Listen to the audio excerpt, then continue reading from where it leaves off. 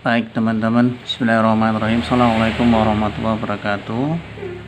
Kita ketemu lagi dalam perkuliahan filsafat seni atau estetika. Nah, dalam kesempatan kali ini kita bicara tentang estetika masa Yunani ya. Jadi estetika pada masa Yunani seperti apa. Nah, ada dua filsuf besar yang akan kita kupas pemikiran dia tentang estetika. Yang pertama adalah pemikiran dari Plato, dan yang kedua adalah muridnya Plato, yaitu Aristoteles. Nah, kita mulai dari pemikiran Plato dulu. Estetika Plato. Inti dari pemikiran Plato, estetika Plato adalah ini: art is mimesis, ya. Plato hidup pada abad 427, abad ke-5, abad ke-4 sebelum Masehi ya. Nah, ini Plato. Nah, jadi Plato adalah seorang filsuf besar pada masa Yunani. Pemikiran dia tentang art is mimesis, seni itu adalah tiruan, itu begitu luar biasa dan bertahan sampai ribuan tahun. Sampai sekarang pun kita sulit untuk membantah pemikiran Plato tentang art is mimesis ini. Walaupun pada masa abad modern muncul teori-teori yang baru yang sedikit mengeliminir tentang art is mimesis, tetapi tentang seni adalah meniru itu tidak terbantahkan. Plato adalah seorang matematikawan selain seorang filsuf ya. Dia juga seorang matematikawan dan seorang penulis dialog filsafat. Dia mengemukakan teori kecintaan dan kebencian terhadap seni.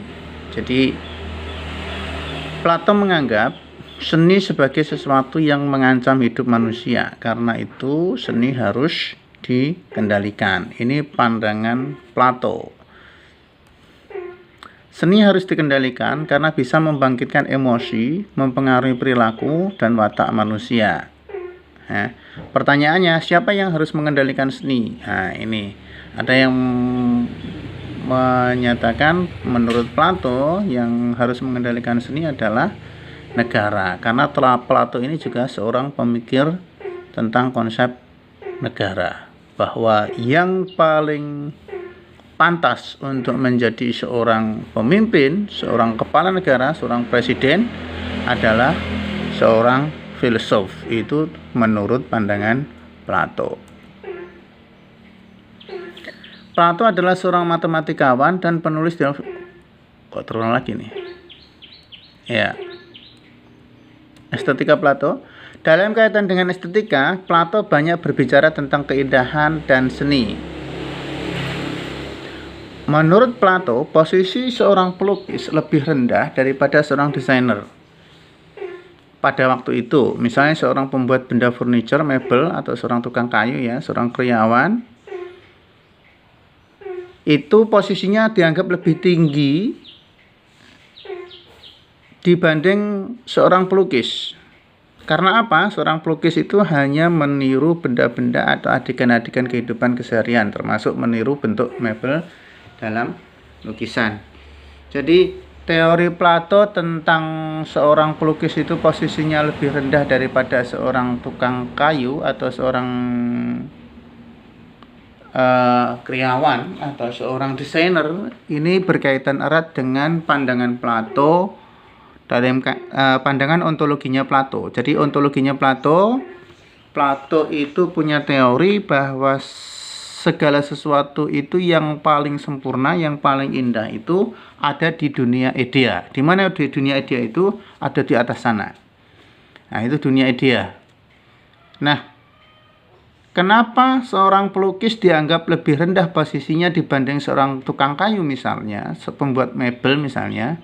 Karena menurut Plato, seorang pelukis itu menjauhkan posisi orang awam dari dunia idea. Nah, jadi ini yang paling indah, yang ada kursi, ada meja, ada bentuk, suatu bentuk yang paling sempurna, dan itu adanya di dunia idea. Nah, ada di dunia idea sana. Seorang tukang kayu, dia berpikir bagaimana membuat kursi yang paling indah itu sehingga kursi yang paling indah itu turun menjadi kursi yang nyata dalam kehidupan keseharian. Maka muncullah kursi, meja, dan benda-benda yang lain yang dibuat oleh seorang karyawan ataupun seorang desainer. Ya, ini pandangannya Plato. Kemudian seorang pelukis mencoba meniru, menggambar, melukis apa yang sudah dibuat oleh desainer atau seorang karyawan atau seorang tukang kayu tadi. Seorang yang sudah membuat real itu dijadikan menjadi tidak real dalam bentuk lukisan. Akhirnya orang awam melihat lukisan itu, dia paham, oh ini yang namanya kursi, oh ini yang namanya meja, oh ini yang namanya benda ini, oh ini benda X dan sebagainya. Nah, sehingga dengan demikian dianggap pelukis itu menjauhkan orang awam dari dunia idea. Padahal dalam pandangan ontologinya Plato, kesempurnaan itu ada pada dunia idea itu. Seorang seniman, seseorang ketika ingin hidupnya sempurna, seseorang ketika ingin hidupnya mencapai puncak yang tertinggi, yang paling indah, yang paling excellent, yang paling estetis, itu ada di dunia idea.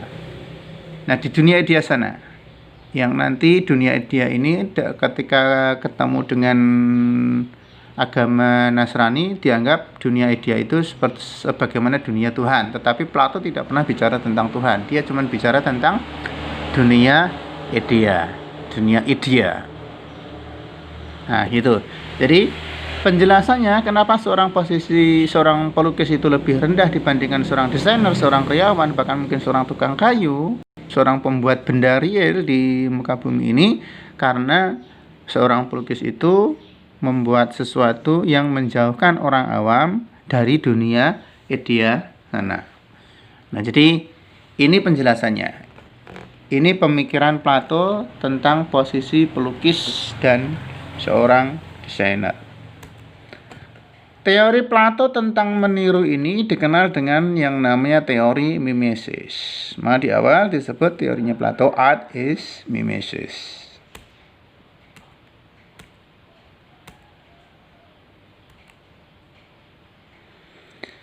Karena seni hanya meniru, maka peranannya paling jauh hanya menghibur.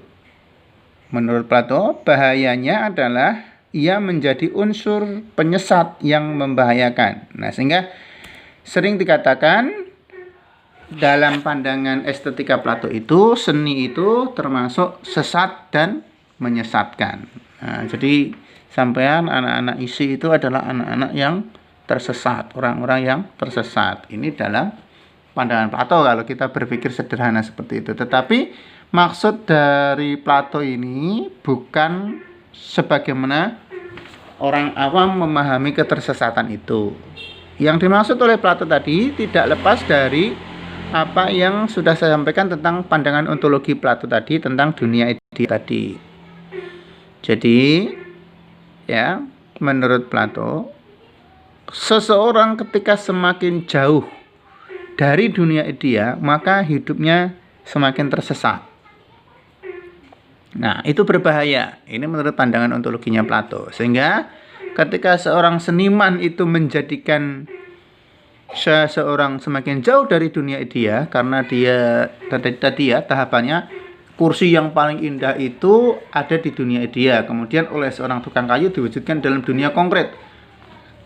Nah, oleh seorang pelukis diwujudkan dalam bentuk gambar, dalam bentuk lukisan. Akhirnya orang awam memahami kursi, memahami suatu benda dari lukisan itu. Nah, ini posisinya menjadikan orang semakin jauh dari dunia idea. Sehingga Plato berpandangan seni itu sesat dan menyesatkan dalam pengertian logika yang diberikan tentang pelukis. Semakin menjauhkan dari dunia idea.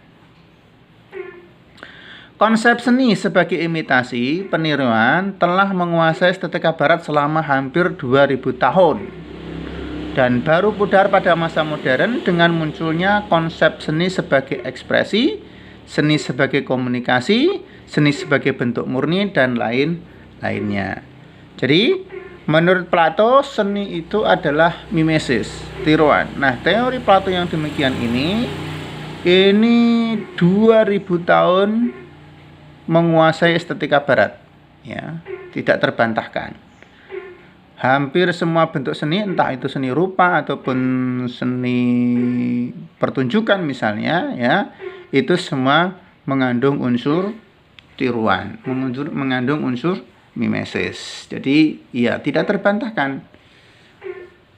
Kalaupun toh di dunia modern muncul konsep-konsep seni yang lain, misalnya seni sebagai ekspresi, itu pun tidak bisa melepaskan peranan mimesis dalam karya seni itu. Walaupun ya mungkin proporsi kepentingnya mimesis itu tidak sebesar ketika seni-seni sebelum abad modern itu. Nah, jadi kita sangat sulit untuk bisa membantah bahwa adanya unsur mimesis dalam sebuah karya seni. Karena seni hanya meniru, maka peranannya paling jauh. Nah, ini udah ya, kita lanjutkan. Plato juga mengemukakan pandangan tentang keindahan. Keindahan adalah ciri-ciri permanen yang ada pada suatu benda yang indah. Ciri-ciri tersebut tidak pernah hilang meskipun seorang mengagumi atau tidak mengagumi benda tersebut. Ciri-ciri keindahan yang tidak pernah hilang tersebut terletak pada yang namanya proporsi.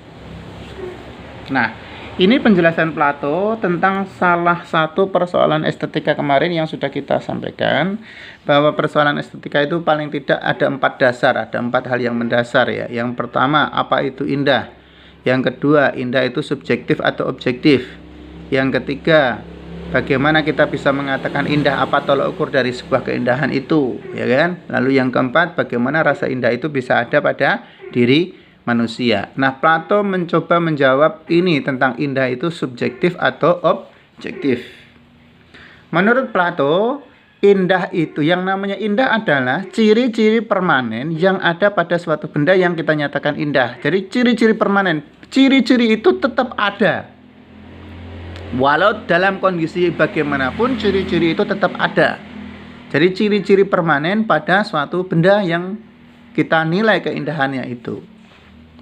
Nah, dia tidak pernah hilang meskipun seseorang mengagumi atau tidak mengagumi benda tersebut. Dia selalu ada, apakah orang membencinya, orang menyukainya, orang mengaguminya, atau orang sama sekali tidak mengaguminya, tidak merubah ciri-ciri permanen yang ada pada benda tersebut. Nah, di sini berarti secara nyata Plato menyebutkan indah itu bersifat objektif.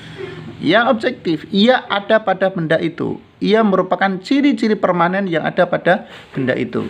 Sehingga indah itu disebut sebagai keindahan objektif. Indah itu adalah sesuatu yang bersifat objektif. Dia tidak terpengaruh oleh penilaian subjek-subjek di sekitarnya. Nah, persoalannya, di mana letak indah itu? Di mana letak ciri-ciri permanen yang ada pada benda itu?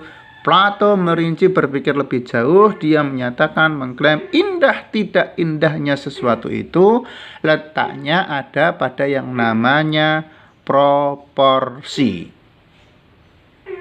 Nah, ini. Jadi indah itu objektif. Tapi Plato tidak berhenti cuma di situ. Dia berpikir lebih jauh bahwa keindahan yang bersifat objektif itu terletak pada proporsi dari benda itu. Nah, proporsi, apa itu proporsi? Proporsi itu apa? Kalau kita beli bakso 2 proporsi, mie ayam 2 proporsi gitu ya? Oh, bukan, itu porsi, bukan proporsi. Lalu proporsi itu apa? Proporsi adalah perbandingan antara gelap terang, besar kecil, ya, bentuk tekstur, gelap, warna-warna dan sebagainya, perbandingan panjang lebar dan sebagainya. Itulah yang disebut dengan proporsi. Perbandingan dari itu semua itu adalah proporsi. Nah, Plato 6 abad 5 abad sebelum Masehi sudah mengklaim, sudah menyatakan indah tidak indahnya sesuatu itu terletak pada proporsi dari benda itu. Ini pemikiran Plato yang sangat mendasar dan luar biasa. Nah, ini Plato. Nah, bisa dipahami ya bagaimana pemikiran Plato tentang estetika.